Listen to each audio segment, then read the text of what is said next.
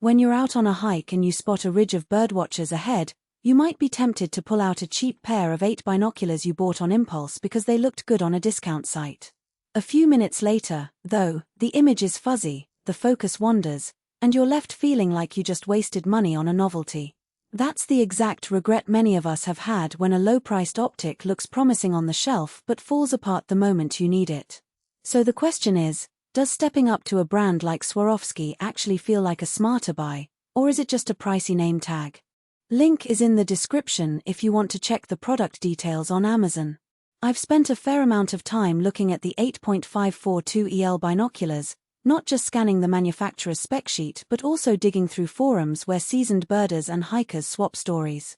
The consensus in those circles is that the EL line sits somewhere between the ultra-premium Nexcellence series and the more entry-level SLC models. That positioning matters because it tells you what trade-offs to expect. You won't get the ultra-wide field of view that the Nexcellence offers, but you'll likely avoid the night vision-like glare that cheaper imports can throw at you in bright sunlight.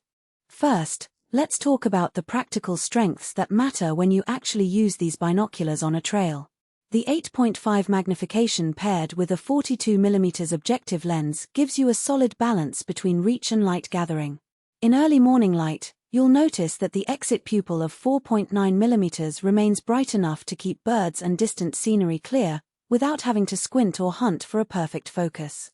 The eye relief of 20mm is fairly generous, meaning you can wear glasses and still see the full image without vignetting, which is a common pain point for many binocular owners.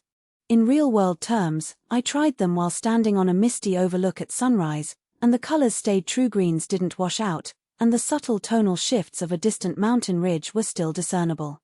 Another practical advantage is the included field bag. It's not just a flimsy sleeve, it's a padded, weather-resistant case that actually fits the binoculars snugly and leaves room for a couple of lens wipes and a small notebook. That makes it convenient to toss into a day pack without worrying about scratches.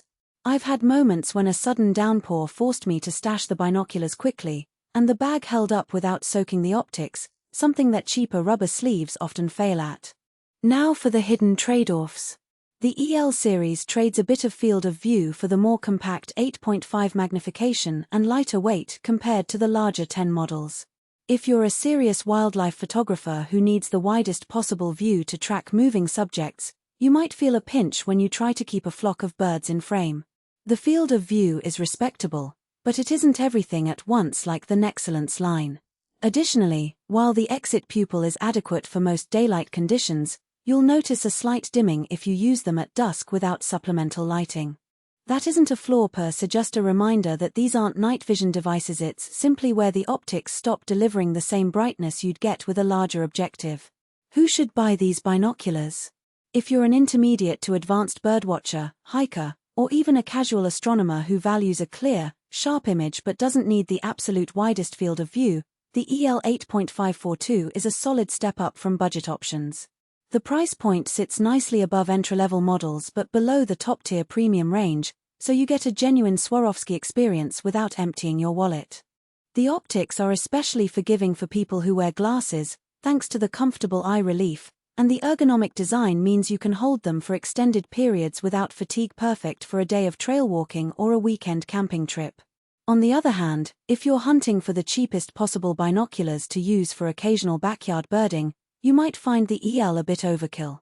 The price premium is there to back the quality of the prisms and the coating technology, which you won't fully appreciate unless you're regularly looking at distant or low-contrast subjects.